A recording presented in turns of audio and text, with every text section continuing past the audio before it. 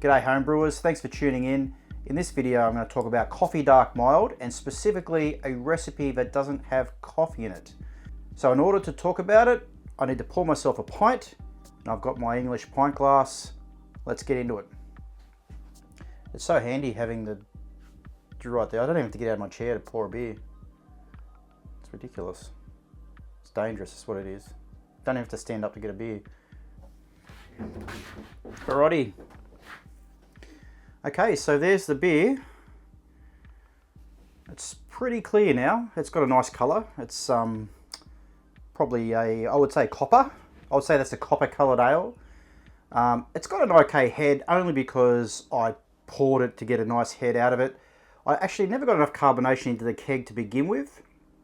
So it just never, even just connecting it to the gas at, I think it's on 12 PSI at the moment, it's just not getting enough CO2 to get a nice big pillowy head. Next time, I'm kind of at the moment tweaking how I force carbonate. So after I keg my beers, I'm connected to the gas, 30 PSI, and I'm giving it a good old shake for a few minutes. This one I think I did 4 minutes and it wasn't enough. The beer I did after that, I did 6 minutes and it was actually a little bit too much. So the next time I do this, I'll do about 5 minutes to try and get a nice initial carbonation and to improve the head retention. But as you can see, nice, it's dropped really clear now. It looks a treat. Copper color, what else can I say?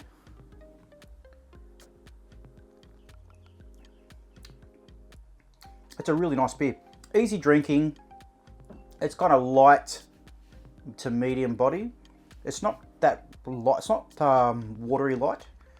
I did think it was a little bit too light, but I actually, yesterday I was at a bar in the city and I had a Pacific Ale made by one of the Sydney breweries, and I was surprised at how watery it was on the mouth. It was actually quite thin to drink, like a real summer beer. It's like drinking hop flavored water almost. And it made me realize that this beer, it's actually probably a medium thin body, not that thin at all. So I'll get into the recipe and we'll talk about the good things, the bad things, and why there's no coffee in it. So first of all, we'll talk about the coffee. Let's bring up the coffee first. It's a coffee dark mild, and I got the recipe off the Crisp website. So Crisp Maltings, like a lot of the maltsters, has a recipe book. And being an English maltster, and I was getting into some English beers at the moment, I thought I would just base my recipe straight off there. So I basically just ripped their recipe straight off, stuck it into Brewfather, and there's the only single change, well, there's actually two changes I made to the recipe. One of them was I added 100 grams of raw sugar, and I also changed the yeast out. They recommended Nottingham yeast, and I swapped that out for 2 packets of Lallemand London yeast instead. Because I had some packets of London and I've got some packets of Windsor that I need to use. The London was just in date. The Windsor's actually out of date by a few months. So the Windsor's going to go and brew down the track. And I've got a whole bunch of Nottingham now as well. But I wanted to use the London to see what the London was like. London, it's an it used to be called London ESB. Supposedly a yeast they would have used to make, or they do use to make extra special bitter. And I did a lot of reading about it before I used it. I got there was a lot of negative stuff online, a lot of negative stuff about London and Windsor, to be honest. And a lot of people complain about the flocculation and the clarity of the beers. And I must admit, when I first brewed it and kegged it, for the first week to 10 days, it was not clear. It had a fair bit of haze. But around day 18, 19, that period, it just dropped clear in the keg, like crystal clear. I can see right through that now. So it took a while, nearly 3 weeks to drop clear, but it dropped clear in the end. It's now 4 weeks in the keg, and I think it's actually the flavors have settled quite a bit now, and it's probably smelling and tasting the best that it's been since I brewed it. So it definitely seems to be a beer that needed to be, aged in the keg at least for 3 to 4 weeks before it hit its prime. So there's no coffee in the recipe. Crisp Maltings, in their recipe, they suggest using low colored chocolate malt. their particular low color chocolate malt to get that coffee, that hint of coffeeness in the beer. And I have to admit, you do get it. You do get that little bit of chocolatey roast, and it's reminiscent of coffee. Now, it's not straight up coffee. I'm not getting like straight up, oh yes, espresso or anything on the palate or the nose, but you get that, I don't know. For me, chocolate malts, when they say they're coffee malts or chocolate malts, they're kind of interchangeable name for them. For me, it has that kind of coffee, like it makes me think of coffee, but it doesn't smell like when I turn on my coffee machine in the morning in the kitchen and make an espresso. It doesn't smell like that. But it has notes that kind of remind me of that, amongst the sweetness and a little bit of yeast character and other things that come with it. Now, so like I said, the only change I made was the yeast and the raw sugar. I added 100 grams of raw sugar. Now, I added that because I was worried about the final gravity of London being too high. I'd read some people had troubles getting it down below 1018 or 1016 in that range. I thought that's probably a little bit too high for my liking. So to combat that, I mashed it low. I actually started at a 62 degrees Celsius and did a step mash. Did 45 minutes at 62, 63. Then I stepped it up to 70 for another 45 minutes, and then I mashed it out. All brew in a bag in the Digiboil behind me here. And then I added a little bit of sugar to the boil, so 100 grams, which worked out to be, well, it's not a little, 3.3% at the end of the boil, 15 minutes at the end. And I added that sugar just to, I don't know, to dry the beer out a little bit, because I was worried that it would be a little bit thick, or I don't know, a little bit too sweet. I'm not sure. I was thinking that. That's what I was pretty much thinking. But in the end, it really didn't turn out a little bit sweet. And it dropped out. What did it finish at? It finished at, I think it was 10-11. Hang on, I'll pull this out. I'm just waffling, sorry. So if I go to the fermentation notes, it finished at, pretty sure, yeah, it was 10-11. So I got 1041 original gravity down to 1011 for an ABV of 3.7%, IBU of 23, the SRM is 18, and I've actually posted this on Instagram. I had a person comment that that's not a dark mild, that's like a English bitter, and it was like, yeah, I know it's not. The problem is dark mild as a category in the BJCP has a massive color range. I think it goes, from memory, I think it goes from like 12 to 30, which is basically an amber ale to a stout. And all that is a dark mild. Now, I'd call that just a plain mild, although it is kind of copper. Copper's getting on towards that darker spectrum, I guess. It's kind of beyond amber now. We're starting to go copper red and then getting into your blacks. And I've seen people post black versions, go, oh no, it's supposed to be black like this. And I look and it's like, it looks like a stout. And there are versions commercially brewed that are pretty much jet black, but there are also commercial versions that are this color. So I started just calling it a plain mild because I think it triggered too many people with the word dark, even though there's only one category in BJCP and it has the full color range. So SRM is 18. I brewed a volume of 17 liters for this one because it's basically an experimental batch. And it fermented for 8 days before I cold crashed it for 2 days and kegged it.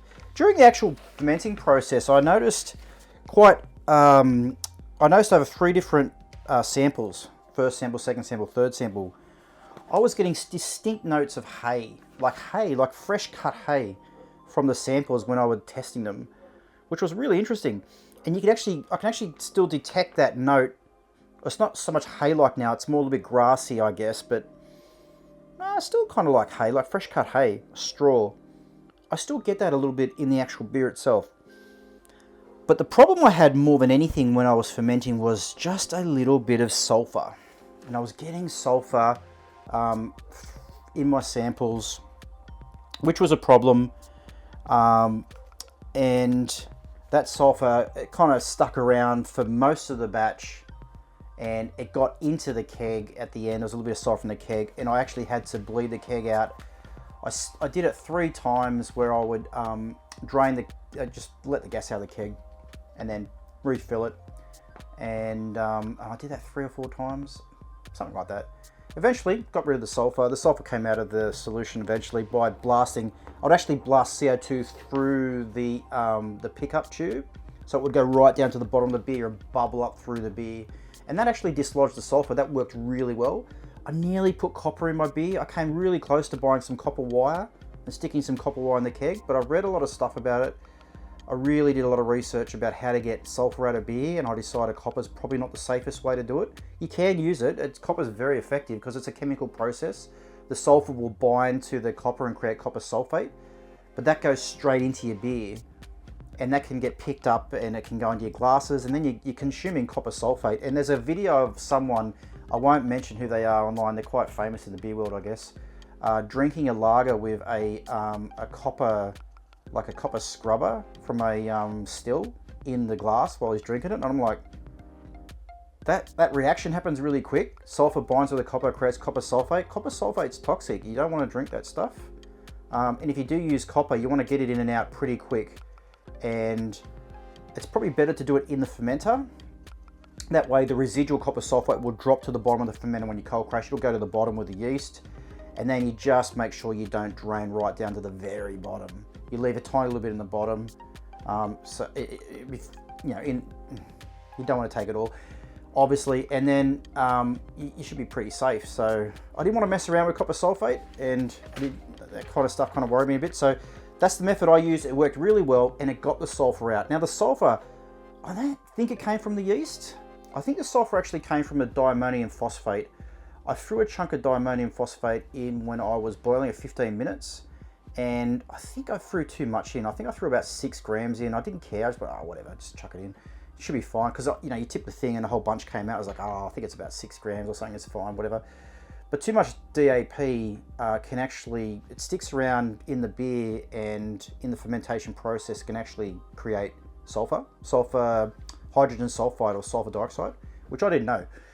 I found it afterwards, so it's actually made me really more careful with how I use DAP when I'm boiling beer. So that was the only real issues I had. I had green apple. Green apple came out a lot in the fermentation process, and it was interesting watching the samples, because I was pretty much taking samples every day throughout the process, because I was really curious to see how this yeast went. And it was interesting to see how the apple progressed throughout fermentation, how it dropped out at the end, and you could really tell when the beer started to get mature in the fermenter. It was ready to keg. So that was a really interesting process.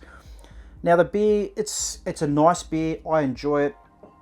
Like I said, medium thin body, light, 3.7%. So you can knock back a few of these. They're really, really light. They're not going to knock you around. And I can drink pints, which I really enjoy using with pint glasses. And it's winter here at the moment, so I've got my fridge actually turned up. It's on 3 degrees Celsius at the moment. It's a little bit warmer than normal. And I usually pour these, and I drink it slow to start with and let them warm up a little bit in the glass to about 6 or 7 degrees, and then they're really nice. I can't drink them at cellar temp. I can't do 10 or 12. I do about 6 or 7 Celsius, and I actually quite like them at that temperature, which is probably where it's about now. It's a nice temp now. It's a nice, enjoyable beer. It still has the slightest residual amount of tang, like what I would describe as almost like a lactic bite, like a little bit of tang in it. The kind of tang you get from like apple, or a little bit of lactic acid tang. It's got a little bit of that in there, and the sweetness is a little bit lost in the beer, I think. The sweetness doesn't really come through as much as I would have hoped. I kind of hope the sweetness and the coffee would come through in enough quantities when you're drinking it in the actual mouth, that it would be that kind of satisfying, like slightly sweet, not too sweet, but you know what I mean. But it comes through just a little bit lacking in that department. So I've already planned a version 2 of this beer, and I'm going to tweak the recipe now. So the first one, I used the recipe pretty much straight up from Crisp's website. Version 2, I'm going to amp up the low color chocolate malt, and I've amped up the amber malt and the medium crystal. So the recipe consists of 79.5% base malt, which I use the Cooper's premium base malt, and I've now got a bag of Simpson's Marrow Cider, which I'll use for version 2, so that should give me more authentic base malt flavour.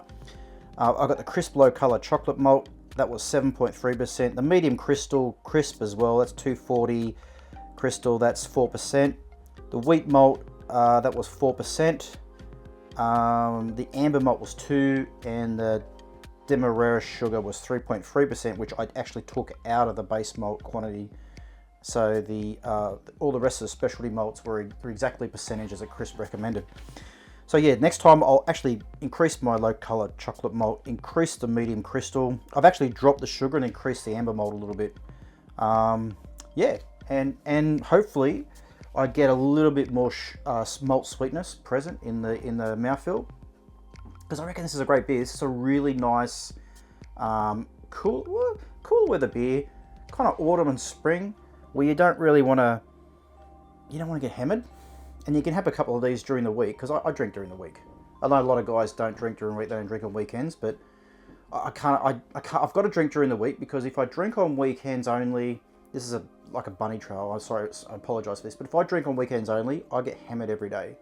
I'll drink a whole bunch Friday night, a whole bunch Saturday night, and I'll be like, oh, because I feel like I have to get through them if I'm only drinking on weekends.